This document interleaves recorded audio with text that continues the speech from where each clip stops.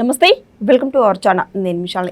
ఏపీలో అమరావతి రాజధాని నిర్మాణంపై ఎక్స్లో వైసీపీ నేత మాజీ ఎంపీ విజయసాయి రెడ్డి ఎక్స్లో పోస్ట్ అది పెట్టాడు. అయితే ఖర్చు ఎంత అవుతుందో తను ఎక్స్లో పోస్ట్ పెట్టడం ఇది ఎంతవరకు వాస్తవం, అసలు ఎందుకు ఇటు అమరావతి రాజధాని మీద ఇంత విష ప్రచారం చేస్తున్నారు వైసీపీ నేతలు, అసలు ఏమి ఆలోచిస్తున్నారు? అయితే దీని మీద పూర్తిగా విశ్లేషించడానికి మనతో స్టూడియోలో ఉన్నారు ప్రముఖ రాజకీయ సామాజిక విశ్లేషకులు అడుసుమల్ శ్రీనివాస్ గారు ఉన్నారు. వారిని అడిగి తెలుసుకునే ప్రయత్నం చేద్దాం. నమస్కారం సార్. నమస్కారం అండి. సార్, అమరావతి రాజధాని చట్టబద్ధ బిల్లు ఏ రోజైతే ప్రవేశపెట్టారో ఆ రోజు నుంచి ఈ రోజు వరకు వైసీపీ వాళ్ళు ఏదో ఒక దుష్ప్రచారం అయితే చేస్తూనే ఉన్నారు.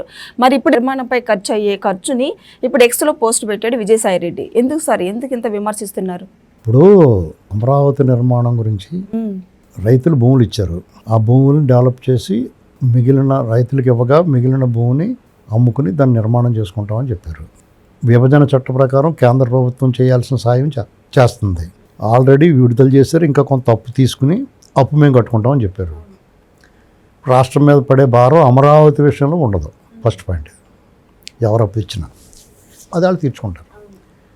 ఇక ఒకవేళ చంద్రబాబు నాయుడు గారు ఏమన్నా ఇప్పుడు మనకు అవసరం వచ్చిందని ఎప్పుడన్నా ఒక 10,000 50,000 ఈ అన్నవానికి ఎవరినన్నా ఉన్నాయి, ఆడు మనకు కొంచెం సలహా చెప్పచ్చు. ఇలా జాతకు ఖర్చు పెట్టుకో, కొంచెం డబ్బులు పొదుపుకో, వాడుకో, ఎగదేగా ఖర్చు పెట్టుకో అని ఓ మాట చెప్పచ్చు.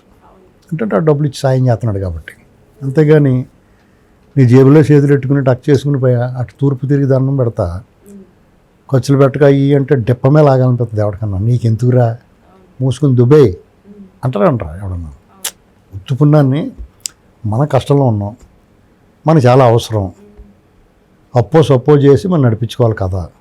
అటువంటిప్పుడు ఎవడనో మిత్రున్నో లేకపోతే ఎవడోకుండా మనం అడిగినప్పుడు, మనం అడిగితే ఎవరన్నా అప్పో సాయమో అడిగితే వాడు సలహా చెప్పి డబ్బులు ఇచ్చి సలహా చెప్తే ఒక రకం, డబ్బులు ఇవ్వకుండా డబ్బులు అవి సాయం చేయకుండా ఏదన్నా సలహా ఇచ్చాడనుకో వాడిని మనం ఖచ్చితంగా దుబ్బే అంటాం.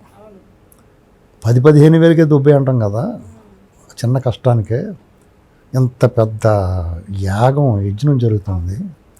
దానికి నువ్వేమీ సహాయపడకపోగా, మాట సాయం చేయకపోగా, నీ సహనిందితుడు ఏమని జగన్మోహన్ రెడ్డితో కలిపి 5 ఏళ్ళు మీకు అధికారం అప్పచెప్తే, ప్రజలు మీ పట్ల దయతలిచి మీ దొంగోళ్ళని తెలిసినా కానీ మీకు అప్పచెప్తే, మీరు ఎన్ని రకాల ట్వీట్లు వేసావు, ఎన్ని రకాల దారుణాలు మాట్లాడావు నువ్వు మీ ఓడితో చేరి, దాన్ని సర్వనాశనం చేసినప్పుడు నోట్లోంచి మాట పెగలలేదు. వైజాగ్లో ముందే తెస్టేసి అక్కడ మీ కూతురికి వాళ్ళకి భూములు కొల్లగొట్టేసి గోళ్ళు కట్టేసి రోడ్డుకి అడ్డంగానే అక్కడ ఒక ఎంపీ ఉంటాడు, వైజాగ్ ఎంపీ చేసినాడు. అక్కడ వెళ్ళని వాళ్ళని ఎత్తుకెళ్ళిపోతే కూడా ఆడు 3 రోజులు పొందారు తెచ్చుకున్నాడు వెళ్ళి. ఏం మాట్లాడుకున్నాను నేనైతే నరికేతలు పడిద్దిన పట్టుకెళ్ళినాను. ఖచ్చితంగా చెప్తున్నాను నేను. సిగ్గులేకుండా వీళ్ళందరూ మాట్లాడుతూ ఉంటారు వచ్చి రోడ్డు మీద. ఆ జగన్మోహన్ రెడ్డి సంకన అవుతున్నాడు. ఇంకా వాళ్ళ గవర్నమెంట్లో వాళ్ళ ఎంపీ పెళ్ళడానికి కిడ్నాప్ చేస్తే నోరు మూసుకుని పడి ఉన్నాడు. వాళ్ళందరూ ఇవాళ పెద్ద మనుషులు. అలాంటి ఇతను ఉన్నాయి. విజయసాయి రెడ్డి వచ్చాడు, వ్యవసాయం చేసుకుంటున్నాను నన్ను వదిలేంట్రా బాబు అన్నాడు. వాడు వచ్చి లిక్కర్ స్కామ్ అప్పుడే నేను అందరూ ఏదో మారిపోయాడు అలా చెప్తున్నాడు. కాదు, జగన్మోహన్ రెడ్డి రక్షకుడు ఇతను. వాళ్ళ దొంగతనాలు చేసినట్టు టార్చ్ బేరర్లు అంటారు చూసి, టార్చ్ లైట్ కరదీపికాడు. ఈ దొంగతనాలు ఇలాగెళ్ళి ఈ కన్నుల నుంచి దూరి అవి కొలగొట్టుకుని ఈ బొక్క నుంచి వచ్చాయని చెప్పి కూడా అలాగే కొలగొట్టారు రాష్ట్రాన్ని. మళ్ళా దొబ్బేసి దొంగతనాల్లో ఓట ఇవ్వలేదు ఇతనికి. సజల రామకృష్ణారెడ్డి వాళ్ళని తీసుకున్నాడు. సహజంగా దొంగలు బాధ వస్తూ ఉంటుంది కదా. దొంగల్లో కూడా ఒక రకమైన రాజ్యాంగం ఉంటుంది కదా. దొంగల రాజ్యాంగం కూడా పెట్టుకున్నవాడు ఒకలాగా చూస్తున్నాడు, కూడా లేనివాడు ఒకలాగా చూస్తున్నాడు అని. బిచ్చగాడి సినిమాలో రౌడీలు ఉంటారు చూసి, ఒకటి నవ్వేస్తూ ఉంటాడు ఆడి దెబ్బలు తగులుతుంటే. అలాంటి బ్యాచ్ ఆడిని తిడుతుంటే ఈయన అవుతాడు, ఈయన తిడుతుంటే ఆడిని అవుతూ ఉంటాడు. అలాంటి బ్యాచ్లో ఉండి అడ్డంగా బుక్ అయిపోయిన తర్వాత సర్వనాశనం సర్వభ్రష్టమే చేసేసి రాష్ట్రాన్ని మీరు కూడా సర్వనాశనం అయిపోయి అడ్రస్ లేకుండా పోయిన తర్వాత చేతులు ఎత్తేసి నేను అన్నీ మానేసాను వ్యవసాయం చేసుకుంటున్నాను అని చెప్పినవాడు నోరు మూసుకుని వ్యవసాయం చేసుకోకుండా ఈ పర్రివాగుడేటి నువ్వు. దీన్ని పర్రివాగుడు అంటారు. అసందర్భ ప్రాలాపన ఒరే పాపి అసందర్భ ప్రాలాపి అని తిడతారు కూడా మా గురువులు వాళ్ళని. ఇలాంటి మాటలు మాట్లాడతారు. నీకేం సంబంధం, నువ్వెవరో, హూ ఆర్ యూ? నువ్వు ఒక ఎక్యూజ్డ్ A2 లక్షల కోట్ల అవినీతి దాన్ని సుప్రీంకోర్టు వీళ్ళు ఆర్థిక నేరస్తులను ఉగ్రవాదుల్లో పోల్చింది. నువ్వు ఆర్థిక ఉగ్రవాదివి, జైల్లో గడిపొచ్చినవాడివి, రేపో మాపో నీ మీద ఇంకా కొన్ని కేసులు నమోదవుతాయి.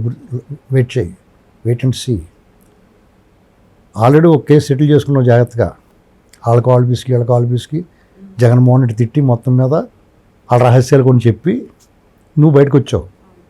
ఇప్పుడు మళ్ళీ ట్విట్టర్లో రెట్టలేయటం, ఈ మాటలో అమరావతిపై సలహాలు ఇచ్చేస్తున్నాడు. నీకెందుకే అందంగా వ్యవసాయం చేసుకుంటా ఉన్నావు, ఓ పంప్ షెట్ కట్టుకుని నీ ఇలాకాలు అందరిని అందులో పెట్టుకుని ఎంజాయ్ చేయి. ఎవడొద్దన్నాడు నిన్ను? నీ డబ్బులతో కప్పెట్టే ఎవడు నోరు మూయించి అక్కడ ఎవడ వీడియో కెమెరాలు పెట్టుకు రారు, నీ సీన్లు ఏమి బయటకు రావు. నేను ఓపెన్గా చెప్తున్నాను. నేను ముసలోడు దసరా పండుగ నువ్వు చేసుకో, ఎవడొద్దన్నాడు? మీరు అధికారులు అన్నప్పుడు మీరు వెలిగించిన వెలుగు జనాలందరూ ఏమనుకున్నా కానీ నీ శాస్త్రాలు ఏమీ ఆపలేదు. ఎవడ గంపేసి కప్పెట్టలేరు. నువ్వు ఎంతమంది జీవితాలతో ఆడుకున్నావో అందరికీ తెలుసు. నువ్వు శుద్ధపూసలాగా మాట్లాడి చెన్నై కడితే ఇన్నాళ్ళు పట్టింది, హైదరాబాద్కి ఇన్నాళ్ళు పట్టింది, వాళ్ళకే అన్నాళ్ళు పట్టింది, చంద్రబాబుకి అన్నాళ్ళు పట్టదు. నీకు తెలియదు. అది 20 ఏళ్ళు 2020 అన్నట్టు 2020లో సైబరాబాద్ నిర్మాణం అయిపోయింది. అది ఇంకా పెరుగుతూ ఉంటుంది, అలా పెరుగుతూ ఉంటుంది. ఒక కట్ ఆఫ్ డేట్ చెప్పాడు. ఆ డేట్కి నిజంగా 2020 నాటికి ఒక అద్భుతమే ఆవిష్కరింపబడింది. ఇవాళ కూడా అదే జరుగుద్ది. నువ్వు నేను బతుకుంటాం డెఫినెట్గా చెప్పలేం. ఎందుకంటే ఎప్పుడు ఏది జరుగుతుందో చెప్పలేం. కానీ ఒకనాటికి ఇప్పుడు నేను మాట్లాడిన ఈ డిజిటల్ మీడియాలో ఇది నిక్షిప్తమై ఉంటుంది. ఖచ్చితంగా వాళ్ళు చూస్తారు రాబోయే తరం. ఎందుకంటే ఒక దార్శనికుడు, ఒక ముందు చూపు కలిగిన వ్యక్తి, ప్రజల పట్ల వాళ్ళ భవిష్యత్తు పట్ల బాధ్యత తీసుకున్న వ్యక్తి, వాళ్ళకి భవిష్యత్తుకి భరోసా ఇవ్వాలనుకున్నవాడు, వాళ్ళ ఉపాధి కల్పించాలనుకున్నాడు, ఈ దేశంలోనే నెంబర్ 1గా ఉండాలి ఈ నగరం అని కలలు కన్నాడు. ఆ కళలు సాకారం చేసుకోవడానికి నీలాంటి అరాచకవాదులందరూ కూడా అడ్డం పడినా, వేధించినా, వెక్కిరించినా, దూషించినా, కించపరిచినా, దారుణంగా కుటుంబాలను లాక్కొచ్చి మాట్లాడినా భరించాడు, సహించాడు, నిలబడ్డాడు, కలబడి సాధించాడు. ఇవాళ తన కళ సాకారం చేసుకోవడానికి ముందుకెళ్తా ఉన్నాడు. క్వాంటమ్ ఇవాళ బెడ్లో ఓపెన్ అవుతూ ఉన్నాయి. అసలు ఒక అద్భుతాన్ని ఆవిష్కరిస్తున్నారు ఇవాళ. ఆ కంప్యూటింగ్ సిస్టంలోనే ఒక అద్భుతమైన, ఒక ఆశ్చర్యకరమైన ఒక ఇన్నోవేషన్. మీ కళ్ళు 2 పేలిపోతాయి ఎన్ని చూస్తే. మీరు తట్టుకోలేకపోతున్నారు. అందుకని మావిగన్లో పిచ్చి మాటలు మాట్లాడుతుంది. అందుకనే మీ అందరికీ ఒక పిచ్చి హాస్పిటల్ పెట్టి అందులో మావిగన్ అని పేరు పెట్టే పిచ్చి హాస్పిటల్కి మీలాంటి వాళ్ళు అందులో పడేయాలి.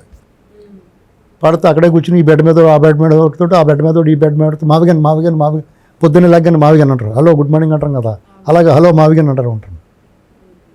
మాట్లాడితే మావిగను, మాటకు ముందు మావిగను, మాటకు తర్వాత మావిగను అనుకుంటే కొన్నాళ్ళు పోయిన తర్వాత అక్కడ ఆ బయట లోపలికి ఎవరు రావడం మీరే అన్నీ చేసుకోవాలి మావిగన్లో. ఇప్పుడు వీళ్ళు అంటారు కదా జాంబీలు అంటారు కదా, జాంబీలు కానిబాల్స్ ఇలాగ ఉంటారు కదా అడవిలో, మా నరమాంస భక్షకులు వాళ్ళు ఉంటారు కదా, అలాగనే ఈ మావిగన్స్ వీళ్ళందరూ. ఈ మావిగన్లు కొన్నాళ్ళకి మావిగన్ అంటాం, మొఖాలు కూడా మారిపోతాయి మావిగన్లాగా. అంటే మనం కొన్ని కొండల ఏరియాలోకి, కొన్ని తీర ప్రాంతాల్లోకి, ఒక ఏరియా జియోగ్రఫికల్గా భౌగోళికంగా కొన్ని ప్రాంతాల్లోకి వెళ్ళేటికి మన వాటం కూడా మారిపోద్ది. అర్థమైందా మీకు?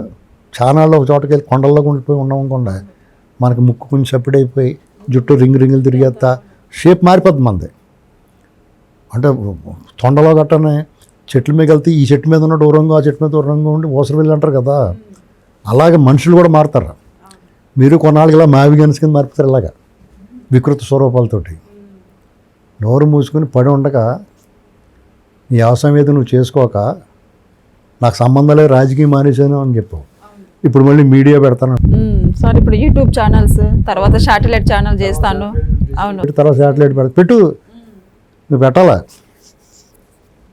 సాక్షికి ధీటుగా సార్, నువ్వు ఎవరికైనానే కొన్నాళ్ళు పోయిన తర్వాత జగన్మోహన్ రెడ్డి కాకి ముద్దెట్టుకోగానే ఒక్కడి సినిమాలో ప్రకాష్ రాజ్ ముద్దెట్టుకుంటాడు ఒకడిని, రెండోసారి కూడా పిలిస్తే ముద్దెట్టుకుంటానికేమో దగ్గరికి వస్తే దవడమే పీకుతాడు ఒకటి. అలాగే నీకు కూడా ముద్దెట్టుకుంటాడేమో అనుకుని దగ్గరికి వెళ్తే దడేమో దవడమే కొడతాడు. అర్థమైందండి? గుర్తుందా సీన్ నీకు ఒక్కడి సినిమాలోని క్లైమాక్స్లో? అలాగే నీకు ఎందుకా విజయసాయిరెడ్డి, నోరు మూసుకుని దుబ్బేయి, నిన్ను ఎవడో అడగడు. నేరస్తుల్ని, ఎక్యూజుల్ని వాళ్ళు ఇచ్చే సలహాలు తీసుకోకూడదు. అలా తీసుకోవాలంటే సెంట్రల్ జైలు దగ్గర కూర్చొని చంద్రబాబు గారు వాళ్ళందరినీ పిలిచి అడగాల. నేరస్తులకి విలువ ఉంటుందా? నీకు శిక్ష ఖాయమైతే నీకు ఓటు కూడా రద్దు చేయబడుద్ది. అది పరిస్థితి.